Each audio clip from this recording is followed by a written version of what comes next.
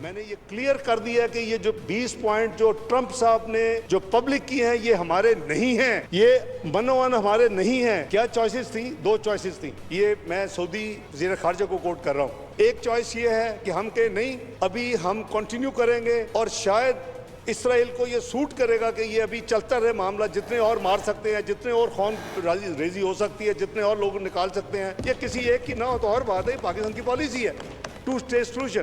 غزہ کا ٹرمپ منصوبہ اسلامی ملکوں کا نہیں، ڈرافٹ میں تبدیلی کی گئی، 20 نکات ہمارے نہیں، میرے پاس ریکارڈ موجود ہے۔ صدر ٹرمپ نے ٹویٹ کی تو جواب میں شہباز شریف نے ٹویٹ کر دی، کوئی الہام تھوڑی ہوا تھا کہ یہ 20 نکات اسلامی ملکوں کے نہیں۔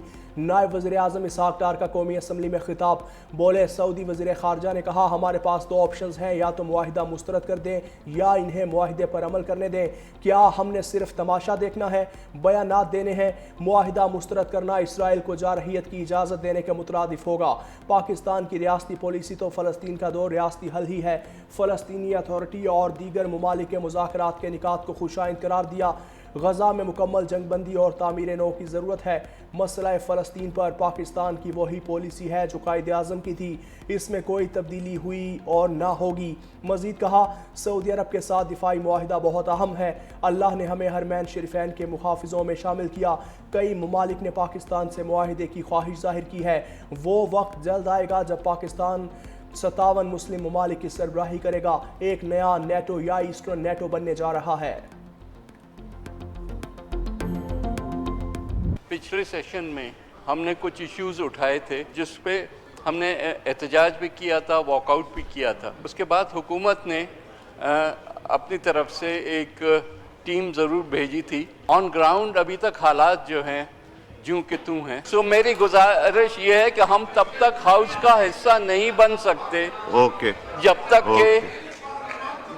کہ اس مسئلے کو حل نہ کیا جائے۔ سو ہم آج واک آؤٹ کر رہے ہیں۔ وزیر اعلیٰ پنجاب مریم نواز کے بیانات پر پیپلز پارٹی کی ناراضگی برقرار، ارکان کا قومی اسمبلی اجلاس سے آج بھی واک آؤٹ۔ سینئر رہنما نوید قمر نے کہا کہ ہمیں یقین دہانی کروائی گئی تھی لیکن گراؤنڈ پر ابھی تک وہی صورتحال ہے، ہم ایوان سے پھر واک آؤٹ کرتے ہیں۔ حکومت کے منانے پر پیپلز پارٹی کے ارکان ایوان میں واپس آ گئے۔ نائب وزیر اعظم اسحاق ڈار نے کہا کہ ایک دوسرے پر الزام تراشی کے لیے کسی کے لیے بھی فائدہ مند نہیں ہے، دونوں جماعتوں کے درمیان گولہ باری اور جوابی گولہ باری روکنا ہوگی۔ اسحاق ڈار کی تقریر کے دوران اپوزیشن ارکان کے فلسطین کا سودہ نہ منظور کے نعرے۔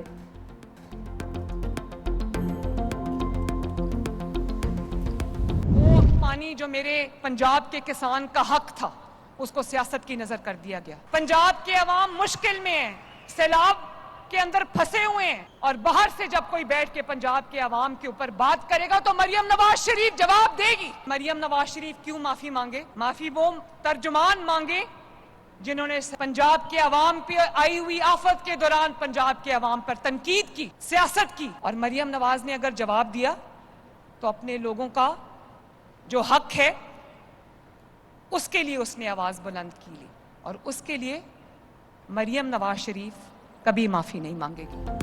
مریم نواز کا پھر معافی مانگنے سے انکار، بات کرو گے تو جواب ملے گا اور زوردار ملے گا۔ وزیر اعلیٰ پنجاب نے کہا معافی وہ مانگے جنہوں نے پنجاب میں آفت پر تنقید کی۔ لاہور میں الیکٹرک بسز کے منصوبے کی افتتاحی تقریب سے خطاب میں کہا آصف زرداری اور بلاول بھٹو کو بتانا چاہتی ہوں کہ الزامات پر دکھ ہے، BISP غریب لوگوں کا ڈیٹا ہے، مجھے سیلاب متاثرین کا ڈیٹا چاہیے تھا۔ کہتے ہیں عالمی امداد کیوں نہیں مانگتے؟ جب عوام کا پیسہ عوام پر خرچ کرنا ہو تو ہاتھ پھیلانے کی ضرورت نہیں پڑتی۔ سیلاب آیا تو پنجاب کے زخموں پر نمک چھڑکا گیا، جب کسی صوبے پر کوئی تکلیف آتی ہے تو کیا ہم الزام لگاتے ہیں؟ خیبر پختونخوا میرے مخالف کا صوبہ ہے لیکن کلاؤڈ بسٹ ہوا تو پنجاب نے فوری مدد کی۔ پنجاب میں جب سیلاب آیا تو پریس کانفرنسز ہو رہی تھیں۔ میں نہیں چاہتی لوگ کہیں مریم نواز صرف لاہور کو ترقی دیتی ہے، لاہور میں دی گئی سہولیات پورے پنجاب میں دیں گے۔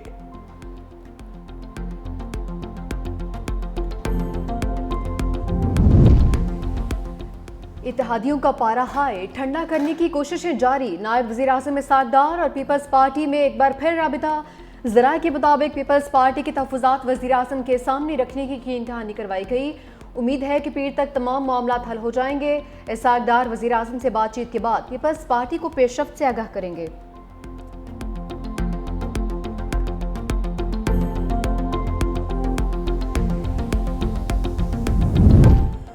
مریم نواز سیلاب کے پانی سے عوام کو بچانے میں ناکامی کو چھپانے کے لیے نسل پرستانہ سوچ کا مظاہرہ کر رہی ہیں۔ پیپلز پارٹی کے مرکزی سیکریٹری اطلاعات ندیم افضل چند کا جوابی وار، کہا عوامی مسائل کی نشاندہی کرنے والوں کو پنجاب دشمن قرار دینے والی مریم نواز پنجاب کا اصل مسئلہ ہے۔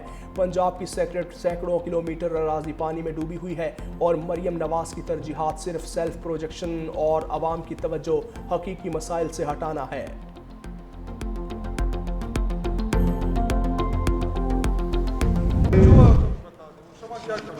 یار شمع کو بات آپ شمع آتی ہے، وہ اندھیرا نظر نہیں آتا تو آ جائے گا نا، آخر میں شمع بھی آ جائے گی۔ شمع ہی آتی ہے نظر آپ کو، اور کچھ نہیں نظر آتا۔ وہاں وہ کھمبے لگے ہوئے وہ نظر نہیں آتے، شمع نظر آتی ہے آپ کو۔ جو ڈیلیگیشن جاتا ہے UN میں، اس کے لیے وزیر خارجہ لیٹر آف کریڈنس ایشو کرتا ہے، اس میں یہ نام نہیں تھا یہ جو فرما رہے ہیں۔ وہ اسپیچ رائٹر کا جو 5-6 کا جو گروپ ہے جو اس ٹائپ کی چیزوں کو ہینڈل کرتے، اس میں تھا ان کے ان یوزول کنڈکٹ جو انہوں نے کیا، ان کو نہیں کرنا چاہیے تھا۔ قومی اسمبلی میں شمع کی گونج۔ PTI رہنما شاہد خٹک نے پوچھا اقوام متحدہ میں شمع جنیجو کیا کر رہی تھی؟ اسحاق ڈار نے طنز کیا کہ بجلی کے کھمبے بھی لگے ہیں لیکن آپ کو شمع نظر آتی ہے۔ واضح کیا کہ لیٹر آف کریڈٹ میں شمع جنیجو کا نام نہیں تھا۔ وزیر اعظم کی تقریر لکھنے والوں اور دیگر لوگوں میں شمع جنیجو شامل تھیں۔ شمع جنیجو نے غیر دارانہ بات کی ہے جو ان کو نہیں کرنی چاہیے تھی۔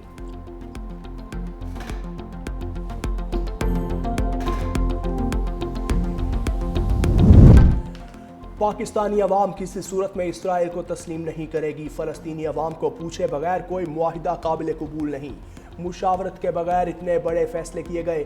PTI رہنما اسد کیسر کہتے ہیں آپ معاہدہ کرتے ہیں لیکن فلسطین کے عوام سے نہیں پوچھتے۔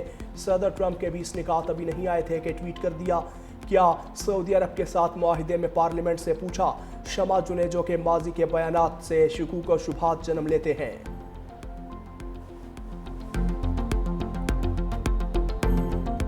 آزاد کشمیر تنازع مذاکرات کا دوسرا دور جاری۔ قبل ازیں وفاقی وزراء اور عوامی ایکشن کمیٹی کے درمیان مذاکرات کا پہلا دور مکمل ہوا جو 2 گھنٹے جاری رہا۔ حکومتی مذاکراتی ٹیم کے رکن وزیر مملکت طارق فضل چودھری نے کہا حکومتی موقف کے مطابق کشمیری عوام کے حقوق کی مکمل حمایت کی جاتی ہے اور ان کے زیادہ تر مطالبات وہ ہیں جو عوامی مفاد میں ہیں، پہلے ہی منظور کر لیے گئے ہیں۔ تاہم باقی چند مطالبات کے لیے آئینی ترامیم درکار ہیں جن پر بات چیت جاری ہے۔ تشدد کسی مسئلے کا حل نہیں اور امید ظاہر کی ہے کہ ایکشن کمیٹی تمام مسائل کو پرامن مکالمے کے ذریعے حل کرے گی۔ دوسری جانب اسلام آباد پولیس نے مزید 1000 اہلکار آزاد کشمیر بھجوانے کی تجویز دی ہے۔ بھارتی غلامی سے آزادی حاصل کرنے کے لیے جو کشمیر کاز کے لیے اپنے گھر بار چھوڑ کے ان علاقوں میں جا کے آباد ہوئے، ان کا کشمیر سے تعلق ختم نہیں کیا جا سکتا اس طرح سے۔ ایک پولیٹیکل کنسنسس کی ضرورت ہے جو کہ بہت لارج سکیل ہونا چاہیے۔ ہمارے ہاں ایک پروویژن ہے جو ریفرینڈم کی ہے کہ اس پہ آپ ایک پھر عمومی جو رائے لیتے ہیں بہت سارے لوگوں کی، اکثریتی عوام کی، وہ کشمیر کے کانسٹیٹیوشن میں ایسی کوئی شک نہیں ہے۔ یہ جو ہمارا لانگ سٹینڈنگ کشمیر کاز کے ساتھ جو جڑے ہوئے ہیں ہم، یہ اس کو بھی نقصان پہنچائے گا۔ کشمیر کے آئین میں ریفرینڈم کی کوئی شک نہیں۔ آئینی ترمیم اور بنیادی حقوق اور فیصلے ایسے عجلت میں نہیں کرنے چاہیے۔ وزیر قانون اعظم نذیر تارڑ نے کہا کہ ہمیں آئینی اور قانونی نکات پر سوچ سمجھ کر بات کرنی اور حل تلاش کرنا چاہیے۔ آزاد کشمیر کی 12 نشستوں کے حلقوں کے تمام ووٹرز کشمیر سے تعلق رکھتے ہیں۔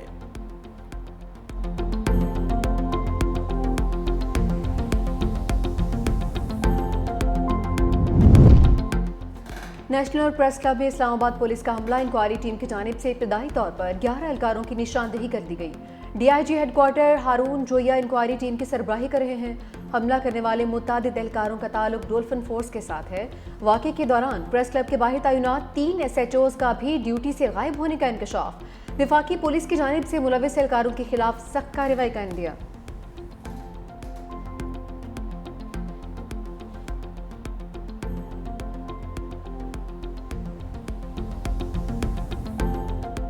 اسلام آباد پریس کلب پر پولیس کے حملے کے خلاف صحافیوں کا پریس گیلری سے واک آؤٹ۔ وزرائے مملکت طلال چودھری اور عقیل انجم صحافیوں کو منانے پہنچ گئے۔ طلال چودھری نے کل کے واقعے پر دوبارہ معذرت کرتے ہوئے کہا جو ہوا قابل افسوس ہے، نیشنل پریس کلب جو مطالبات دے گا اس پر عمل ہوگا۔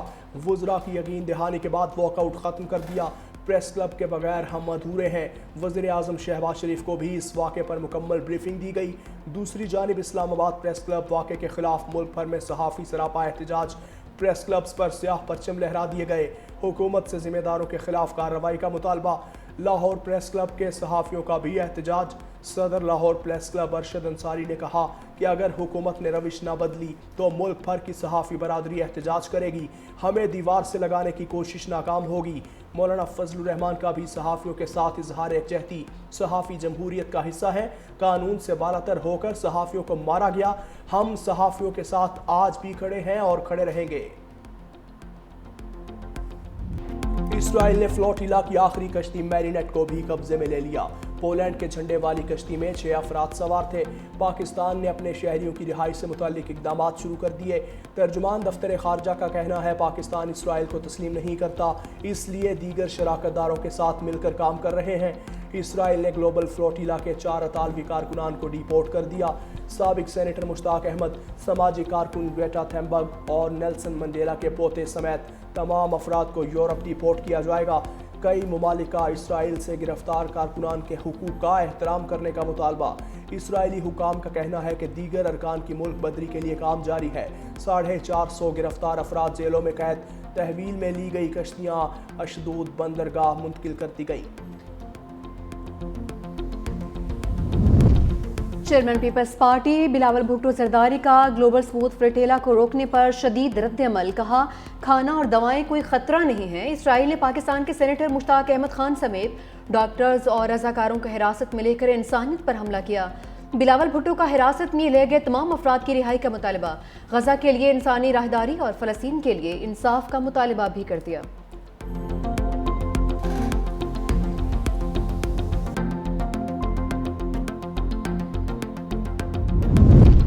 इसराइली बहरिया की जानिब से गजा जाने वाले ग्लोबल स्मूथ फ्लोटिला को रोकने के बाद दुनिया भर में शदीद एहतजाज फूट पड़ा। यूरोप, जनूबी अमरीका, ऑस्ट्रेलिया और मशरिक़ वस्ता समेत मुख्तलिफ खित्तों में हज़ारों अफराद सड़कों पर निकल आए। स्पेन के शहर बार्सिलोना में 15,000 मुजाहिरीन ने आज़ाद फ़लस्तीन के नारे लगाए, जबकि इटली में मजदूर यूनियंस ने आम हड़ताल का ऐलान कर दिया। इसी तरह Dublin, Paris, Brussels, Berlin, Istanbul, Brasilia और सिडनी समेत दर्जनों शहरों में एहतजाज और धरने हुए, जिनमें मुजाहिरीन ने इसराइल के खिलाफ मुकम्मल बाइकॉट और गजा का मुहासरा ख़त्म करने का मुतालबा किया।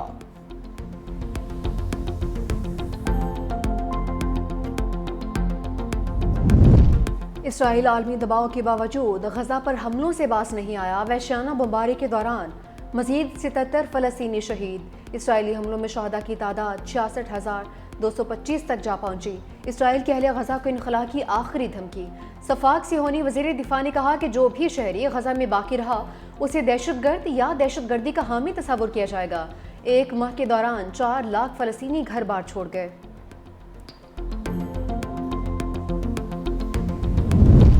अमन मुआहिदा कबूल करो वरना क़यामत टूट पड़ेगी। अमरीकी सदर डोनाल्ड ट्रंप ने एक बार फिर हमास को अल्टीमेटम दे दिया। ट्रूथ सोशल पोस्ट में कहा इतवार की शाम 6 बजे तक मुआहिदा तय पाना चाहिए। हमास के 25,000 जंगजुओं को मार दिया। हमास के कई जंगजू मुहासरे में हैं। इसराइली फोर्सेस मेरे इशारे का इंतज़ार कर रही हैं। जैसे ही मैं इशारा करूंगा वो हमास को ख़त्म कर देंगे। ये हमास के लिए आखिरी मौका है।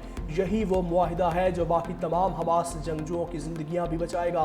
मज़ीद बोले मशरिक़ वस्ता की अजीम अक़वाम ने अमरीका और इसराइल के साथ मिलकर अमन पर इत्तेफाक किया। मशरिक़ वस्ता में अमन होकर रहेगा चाहे जैसे भी हो।